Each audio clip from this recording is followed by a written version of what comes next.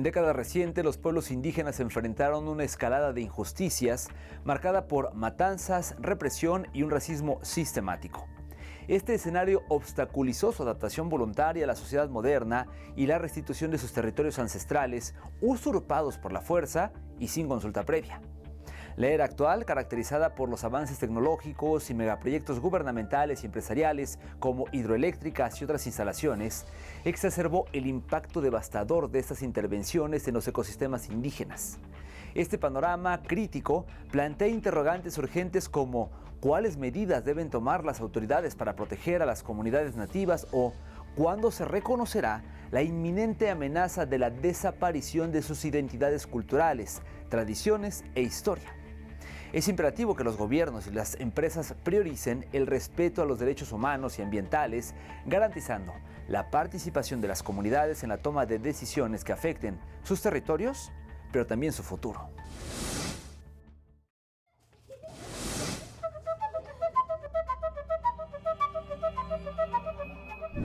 En tiempos modernos, los indígenas experimentaron períodos convulsos conformados por progresos y atrasos considerables en sus luchas por obtener derechos, presencia y autoridad en la toma de decisiones del porvenir de las naciones que habitan por cientos de años. En estos vaivenes tuvieron la necesidad de desplazarse por el latente proceso de adaptación cultural y forzosa y el expansionismo industrial que busca satisfacer las cambiantes demandas de recursos y como consecuencia abordan cada vez mayor terreno.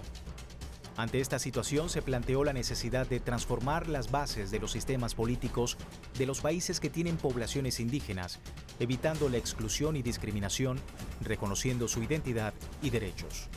En el contexto de la comunidad mapuche, del lado chileno sigue existiendo una negativa contundente hacia los aborígenes, demostrándose el rechazo hacia los dos intentos de reformar la Constitución en años recientes, que prometía la inclusión de los sistemas de justicia indígenas y la definición del Estado como plurinacional. También resaltan las actitudes en contra de esta comunidad que da pie a la represión y persecución. La misma matriz que se ha utilizado durante toda la historia republicana para perseguir al mundo mapuche, a las comunidades mapuche. No es casualidad que la ley antiterrorista que utiliza el gobierno de la Concertación es la misma ley que dictó Pinochet durante la dictadura. Pero del lado argentino el panorama no mejoró. En febrero de 2025, un episodio de violencia propiciado por las autoridades de Argentina se presentó en medio de los incendios forestales en las laderas orientales de la cordillera de los Andes, en la Patagonia Argentina. Las zonas afectadas, al ser propiedad de los mapuches, respondieron ante la emergencia con sus brigadas comunitarias autoorganizadas para apaciguar las llamas. Pero a pesar de su oportuna contención, las autoridades argentinas impidieron a estos trabajar correctamente y les acusaron de provocar el siniestro, responsabilizándoles de estos actos en los que no participaron. Información satelital de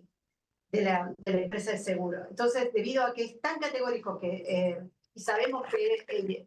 Victoria es inocente, que estuvo esos días en Pillamahuiza, hay testigos que están viajando para declarar de que estuvieron con ella el día de los hechos a las horas de los hechos. Es más, hasta hay videos que fueron subidos a las redes sociales el día de los hechos, a las horas de los hechos en que ella se encontraba en Pillamahuiza. Es decir, ella es un chivo expiatorio, ella es inocente y la están instrumentalizando para esta cortina de humo, porque no quieren encontrar los verdaderos hacedores de los fuegos, no quieren encontrar los verdaderos criminales, porque son sicarios enviados por ellos mismos. Otra comunidad aborigen afectada es la de los Selknam, la cual se creía extinta desde hace décadas con la muerte de las dos últimas descendientes de sangre de esta comunidad, Ángela Loig y Virginia Choquintel. En los últimos años, los descendientes de este pueblo lograron avances con el Estado chileno al ser reconocidos legalmente en 2023. Y a pesar que este avance tenga matices dudosos, dado que según datos de la época, los Selknam no eran numerosos y luego del genocidio y demás factores, se redujera considerablemente la población, los autodenominados Selknam siguen en la lucha por recuperar la identidad y su existencia.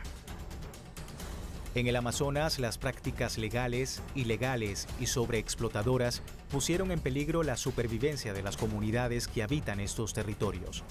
Desde 2007, las autoridades brasileñas obtuvieron pruebas del daño causado por la tala ilegal de caoba, mostrándose en el encuentro de comunidades no contactadas en zonas destruidas por estas compañías, invadiendo sus territorios sin contemplación y preocupando no solo a Brasil, sino a los demás países que conforman esta zona natural. Hay una visión de la selva que está deshabitada, que hay grandes extensiones de territorio y que podemos entrar ahí cuando nos dé la gana, ¿no? Lo cual no es cierto, ¿no? La selva siempre ha estado habitada por comunidades y a mí me parece importante lo que recalca el Papa en Laudato Si, que tenemos que hacer una ecología humanizada, es decir, hay que tener en cuenta que la selva no es solamente biodiversidad, es una zona biocultural, ¿no? Hay una diversidad cultural ahí, ¿no? Que hay modos de vida que pueden hacer sostenible la Amazonía. Aunque este peligro disminuyó durante el primer mandato de Luis Ignacio Lula da Silva y el de Dilma Rousseff, en gobiernos posteriores, destacándose el de Jair Bolsonaro, el panorama fue crítico tras el aumento de la destrucción a causa de la minería, que provocó la contaminación de las aguas y el daño irreparable de estos ecosistemas. También el uso de la fuerza desmedida ocasionó que en 2024 se registraran 1.276 casos de violencia contra el patrimonio natural, 150 por derechos territoriales, 276 por invasiones y 404 incidentes violentos hacia personas. Esta problemática llegó de la mano de los gobiernos y empresas con proyectos que afectaron al ecosistema. No estamos en contra de una inversión minera o de una petrolera, pero esa extracción tiene que ser respetuosa del medio ambiente y de los derechos de los pueblos indígenas. En Bolivia se pudo presenciar a inicios del siglo XXI un gran logro en la política de las luchas indígenas en la región de la Yayala, al llegar por primera vez a la presidencia en 2005 un indígena formado y educado con los valores ancestrales como lo es Evo Morales. Un hito que marcó un antes y un después en la historia política de los pueblos indígenas en el continente.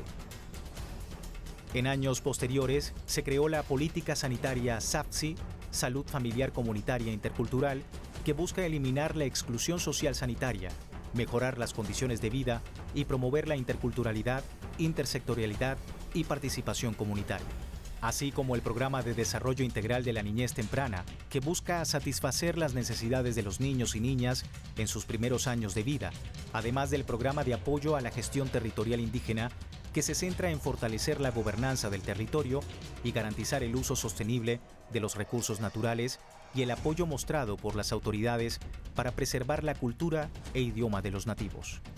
Y en Venezuela, en la década de los 2000 hasta la actualidad, se han realizado avances significativos en pro de beneficiar a los aborígenes de la nación. Esto lo demuestra el posicionamiento del movimiento indígena venezolano dentro de la Carta Magna de 1999, convirtiéndose en la primera constitución en la historia de Venezuela que garantiza un marco jurídico de autonomía para el desarrollo y la defensa de los derechos de los pueblos indígenas. Cabe mencionar la ratificación del Convenio 169 de la Organización Internacional del Trabajo, OIT, en el año 2001 y la Ley Orgánica de Pueblos y Comunidades Indígenas de 2005, con 166 artículos donde se valora y se protegen las tradiciones de los pueblos indígenas, sus tierras, su inclusión en la participación política nacional, regional y local, sus derechos a desarrollarse económicamente, como también reconoce el carácter multiétnico, pluricultural y multilingüe de la sociedad venezolana. A su vez, entre las acciones del Estado venezolano se destaca la misión Guaycaipuro, creada en el 2003, que busca restaurar los títulos territoriales y reivindicar derechos humanos a las numerosas comunidades indígenas. El Ministerio del Poder Popular para los Pueblos Indígenas y el Consejo Nacional Indio de Venezuela, o por sus siglas CONIVE, que actualmente se encuentra adherido al Gran Polo Patriótico. Estos hitos fundamentales en la defensa de la idiosincrasia indígena permitió que organismos internacionales como el Banco Mundial o el Banco Interamericano de Desarrollo consideren que Venezuela es un país que cumple con sus obligaciones internacionales en materia de derechos de los pueblos indígenas que habitan en su territorio, tomando en cuenta que esta comunidad representa el 2,8% de la población total. En la actualidad, pese a los retrasos y avances, los indígenas viven en constante peligro de una desaparición absoluta, conforme aumenta la violencia y destrucción de sus territorios. De no existir un apoyo completo en conjunto con la sociedad y autoridades para ofrecer una ayuda contundente ante las problemáticas que dañan al ecosistema y la fauna,